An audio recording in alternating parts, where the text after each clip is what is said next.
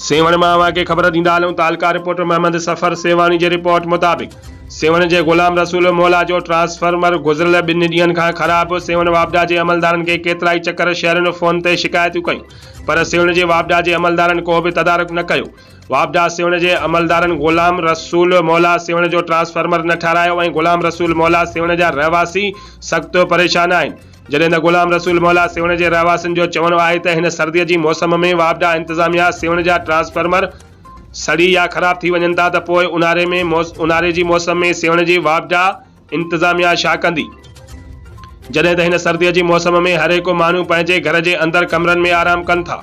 गुज़िरियल 2 ॾींहनि खां सड़ियल ट्रांसफार्मर तब्दील न कयो वियो आहे। राति जे वक़्तु ऊंदाही हुअण करे गुलाम रसूल मौला जे अवाम खे तमामु घणी तकलीफ़ पेश अची रही आहे।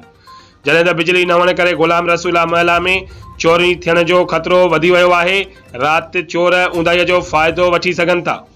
खुदा कुझु अहसास कयो। सेवन जे गुलाम रसूल मौला जो ट्रांसफार्मर जल्द ठाराए ॾियो।